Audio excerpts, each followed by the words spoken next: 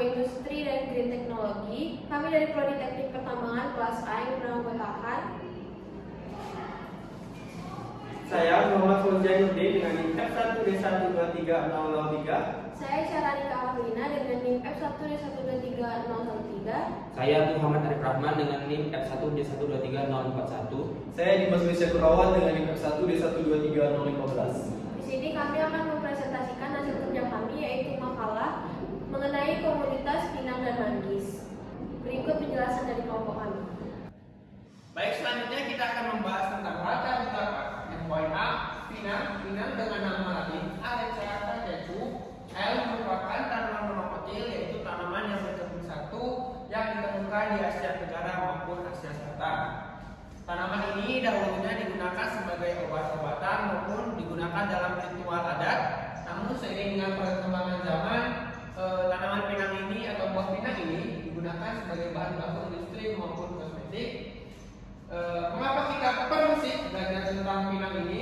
Dimana yang kita ketahui pinang Jambi dengan varietas Betara dengan di Provinsi Jambi tersendiri, yaitu dengan varietas Betara dengan luas 22.128 hektar pada tahun 2020, yaitu menyumbang sekitar 40% dari total ekspor nasional.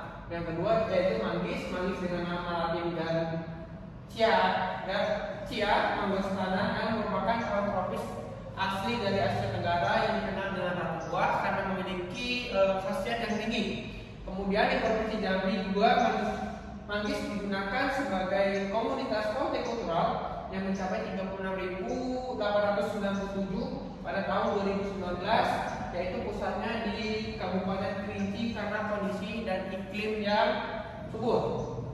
Kemudian tujuan dari makalah ini yaitu yang pertama menganalisis potensi perkebunan pinang dan manggis, kemudian yang kedua menilai manfaat ekonomi, yang ketiga mengidentifikasi tantangan, yang keempat mengidentifikasi kesadaran pentingnya pengolahan sumber daya lokal.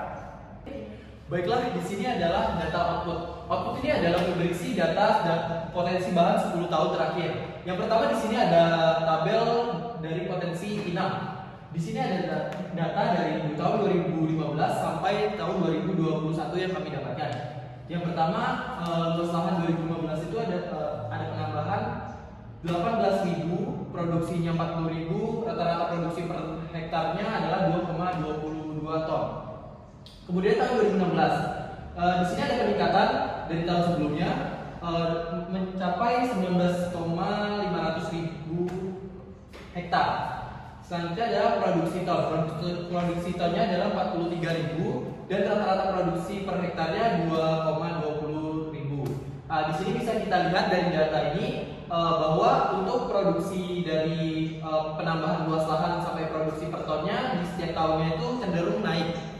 Nah, selanjutnya di sini ada data yang menjelaskan potensi bahan manggis di tahun 2015 sampai 2024. Dari tahun 2015, luas lahannya pada awalnya adalah 1.300, kemudian produksi per tonnya 3.500 dan rata-rata produksi per hektarnya 2,69 ton. Selanjutnya adalah 2016. 2016 ini ada kenaikan jadi 1.350, kemudian produksi per tonnya 3.800 dan rata-rata produksi per hektarnya 2,81 hektar. Dan bisa dilihat juga pada tabel tersebut bahwa untuk produksi dan penambahan luas lahannya ini setiap tahunnya cenderung meningkat terus. Selanjutnya. Baiklah, yang selanjutnya adalah karakteristik bahan. Yang pertama adalah pinang. Tanaman pinang atau Areca-cacetu adalah tanaman dari keluarga palma yang tingginya 12 sampai 30 meter dengan ciri batang tegak, tidak bercabang, daunnya majemuk menyirip, panjangnya bisa mencapai 2 meter dan memiliki tepi bergerigi. Bunga pinang berumah satu, terdiri dari bunga jantan dan betina dalam satu perlindungan. Buahnya berbentuk lonjong, berwarna hijau saat muda dan kuning saat matang, dengan kandungan alkoid seperti arekolin yang memiliki efek stimulan. Kemudian adalah karakteristik dari bahan manggis. Pertama, pohon manggis dapat tumbuh hingga 6 sampai 25 meter dengan daun tebal, berbentuk bulat telur dan mengkilap. Bunga berwarna hijau kuning dengan tepi merah. Muncul dari ujung mengomel. Buahnya bulat, berkulit keras dan berwarna merah keunguan saat matang. Dan buahnya berisi 5 sampai 7 siung daging buah putih yang manis. Manggis kaya akan antioksidan, terutama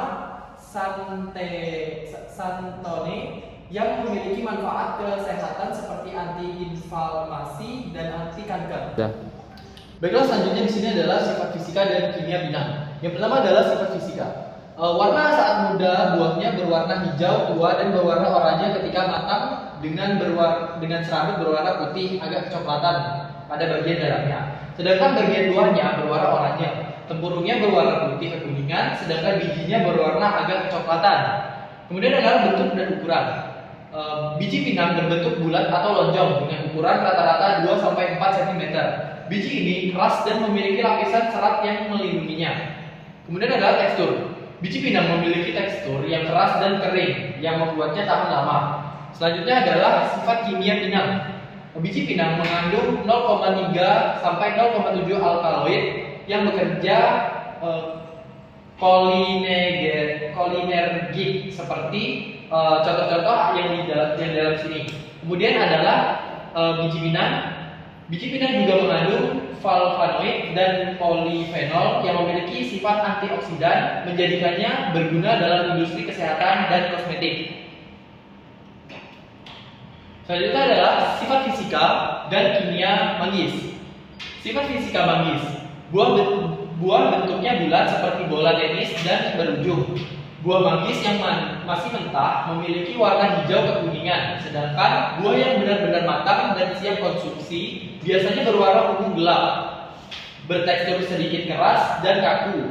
Ketika dibelah, buah manggis akan terlihat berisi beberapa siung berwarna putih susu. Kemudian, biji manggis memiliki 1 sampai 3 biji yang diselimuti oleh selaput biji berwarna putih dan bertekstur tebal berair. Selaput biji ini dapat dimakan, termasuk biji yang tidak tumbuh sempurna. Kemudian adalah kulit buah manggis. Kulit buah manggis yang masih mentah berwarna hijau muda, tebal dan sangat keras. Sementara itu, kulit buah manggis yang sudah masak berwarna ungu hingga ungu tua, tidak keras dan tipis. Kemudian sifat kimia dari manggis. Biji manggis mengandung asam lemak jenuh seperti asam plamitat dan asam aserat, serta asam lemak tak jenuh seperti asam oleat dan asam linoleat. Kulit buah manggis mengandung senyawa golongan alkaloid,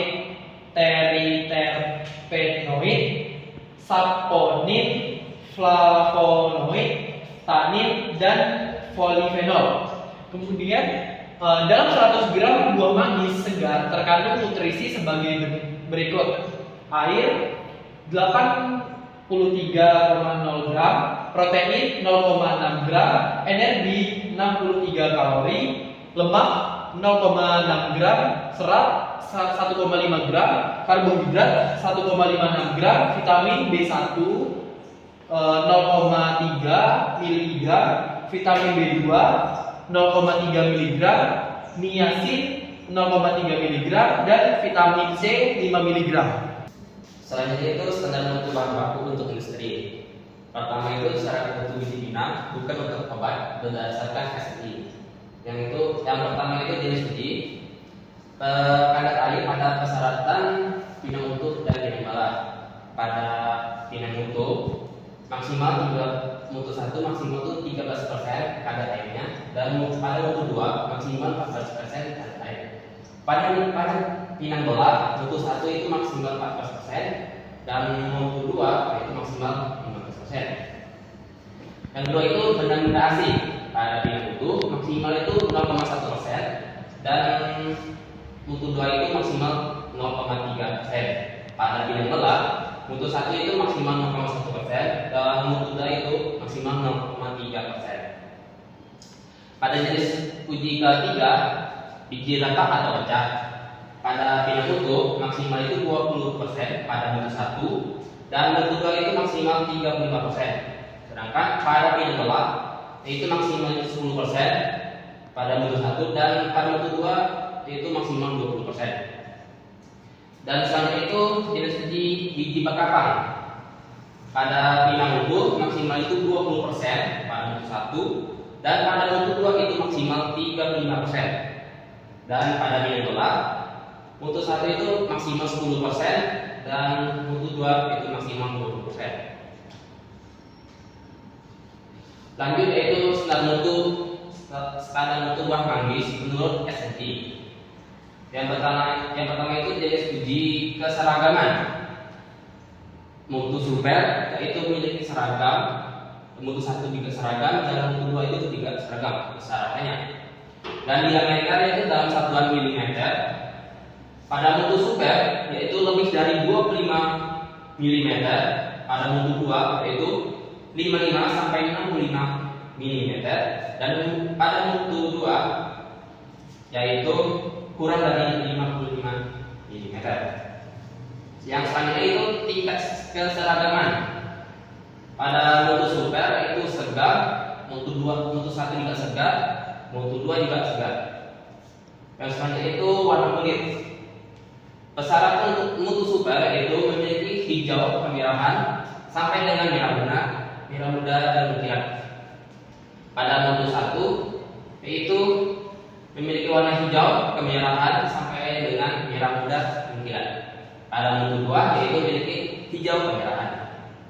Yang selanjutnya itu pada jenis uji buah cacat atau busuk memiliki persyaratan semuanya itu harus 0% karena tidak ada buah cacat atau busuk dalam persyaratan buah manggis menurut SNI. Yang selanjutnya itu jenis uji tangkai dan atau lomba yaitu mutu super itu harus utuh, mutu 1 juga utuh, mutu 2 juga utuh. Selanjutnya itu kadar kotoran semuanya juga 0%, tidak ada kotoran dalam buah tersebut.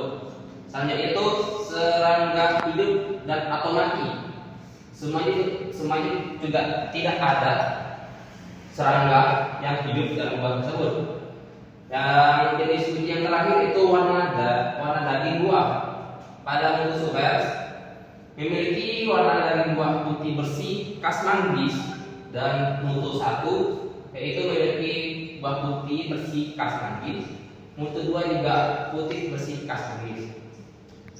Selanjutnya berikut ini adalah pola industri yang kelompok kami susun. Yang pertama itu untuk pinang. Di sini ada tanaman pinang. Di tanaman pinang sendiri dia memiliki 3 bagian yaitu buah pinang, daun pinang, dan batang pinang. Untuk batang pinang tadi dapat diolah menjadi bahan bangunan ataupun furniture. Lalu di daun pinang dapat diolah menjadi bungkus makanan dan kerajinan tangan. Lalu pada buah pinang terdapat biji pinang dan sabut pinang. Untuk sabut pinang sendiri dapat diolah menjadi pupuk kompos dan bahan bakar biomasa. Lalu di buah pinang tadi terdapat biji pinang. Di biji pinang ini terdapat biji pinang kering dan ekstrak biji pinang. Biji pinang kering dapat diolah menjadi bahan baku industri dan obat tradisional. Untuk ekstrak biji pinang dapat diolah menjadi tanin, yaitu pewarna alami dan penyamar kulit. Lalu dapat menjadi alkaloid. Alkaloid itu sendiri merupakan bagian dari farmasi atau dapat digunakan untuk pestisida alami. Selanjutnya yaitu pohon industri untuk manggis. Di tanaman manggis ini terdapat empat bagian yaitu buah manggis, kulit manggis, daun manggis, dan batang dan akar. Untuk batang dan akar sendiri dari manggis dapat diekstrak menjadi bahan farmasi. Lalu daun manggis dapat diekstrak daunnya untuk menjadi obat herbal ataupun daunnya itu sendiri dapat dikeringkan dan menjadi teh daun manggis. Lalu di kulit manggis itu dapat diekstrak kulit manggis menjadi suplemen kesehatan, bahan kosmetik, dan pewarna alami. Untuk bubuk kulit manggis sendiri itu dapat menjadi teh herbal dan pakan ternak. Lalu di buah manggis itu terdapat daging buah dan biji. Untuk daging buah dapat dijadikan buah segar, jus manggis, manggis kaleng, dan selai manggis. Untuk biji manggis sendiri dapat menjadi minyak biji manggis ataupun tepung biji manggis. Selanjutnya itu diagram pembuatan produk dari pinang. Yang pertama yang tadi pewarna alami. Itu pertama-tama disiapkan bahannya dulu, tentunya pinangnya sendiri, lalu hasil dari ekstraksi tadi disaring di dalam bentuk larutan, lalu larutan hasil penyaringan ini tadi dikentalkan lagi, lalu diaplikasikan menjadi produk yaitu pewarna alami. Nah, pewarna alami pada biji pinang ini memiliki beberapa manfaat. Yang pertama, pewarna makanan yang mengandung tanin fungsinya sebagai antioksidan alami. Yang kedua, pewarna tekstil yang efektif digunakan dalam pewarnaan kain tradisional seperti batik. Lalu pewarna kosmetik yang dapat diaplikasikan dalam beberapa produk kesehatan bagi kulit. Selanjutnya yaitu pembuatan pestisida alami dari pinang. Pertama, penanaman pinang dulu, lalu lalu setelah pinangnya masak, pembentukan buah pinang, lalu pengumpulan buah pinang yang setelah masak, lalu diekstraksi biji pinang tersebut. Lalu pengolahan dari larutan hasil ekstraksi ini tadi, diisolasi senyawa kimianya, lalu diuji aktivitas pestisida yang ada di dalamnya, lalu diformulasikan pestisida untuk siap pakai, yang akhirnya diuji coba dan disertifikasi. Selanjutnya yaitu pembuatan obat tradisional dari produk pinang. Yang pertama itu penanaman pinang dahulu, lalu pemanenan buah pinang ini tadi, lalu buah pinang tersebut diolah dan bijinya diolah biji darinya, lalu diekstrak sebut dari biji pinang tersebut, lalu dibuat menjadi obat, diuji coba dan standarisasi, dan terakhir dikemas dan didistribusikan. Lalu selanjutnya pembuatan produk manggis. Yang pertama itu manggis kaleng. Pertama penanaman buah manggis, lalu pemanenan buah manggis, lalu buah yang telah dipanen ini dikupas dan dibersihkan dari manggis tersebut. Lalu pengolahan awal dari manggis, lalu pencampuran dengan bahan-bahan tambahan, kemudian disterilisasi dari manggis tersebut, kemudian diisi dan dipres di dalam kaleng dan penyegelan kaleng dan disimpan. Selanjutnya itu minyak biji manggis. Yang pertama penanaman biji manggis, lalu dipanen biji manggis yang telah matang, lalu dikupas buah manggis tersebut, lalu dipisahkan dari biji manggis. Lalu biji manggis tersebut diolah dan dihaluskan dalam bentuk biji kering tadi, lalu diekstraksi minyaknya, lalu disaring minyak mentah, lalu ditampung minyak biji manggis tersebut dan dites pengetesan kualitas dari minyak tersebut. Lalu pakan ternak, yang pertama penanaman manggis, lalu pengumpulan kulit buah manggis tadi, lalu dibersihkan kulit manggis tersebut, lalu diolah, lalu dihaluskan di kulit manggis tersebut dan digiling menjadi bentuk bubuk. Lalu setelah digiling dan menjadi bubuk itu diuji kandungan zatnya, lalu diformulasikan dengan campuran pakan. Kemudian hasilnya diuji coba untuk pemberian makan dan produk pakan bubuk kulit manggis tersebut jadi. Ini adalah kesimpulan yang dari paparan materi yang tadi sudah dijelaskan. Yang pertama, kita mendapatkan potensi agroindustri yang dimana Jambi memiliki potensi besar dalam pengembangan agroindustri berbasis pinang dan manggis. Hal itu harus didukung oleh ketersediaan lahan dan kondisi lahan yang sesuai. Kedua, komoditas ini memiliki nilai tinggi dan permintaan pasar yang cenderung meningkat baik dalam negeri maupun ekspor. Kedua, diversifikasi produk atau pinang dan manggis dapat diolah menjadi berbagai produk turunan yang bernilai tambah tinggi, mulai dari makanan, minuman, kosmetik, hingga bahkan baku farmasi. Pengembangannya dapat meningkatkan nilai ekonomi komunitas dan membuka peluang usaha baru di sektor agroindustri.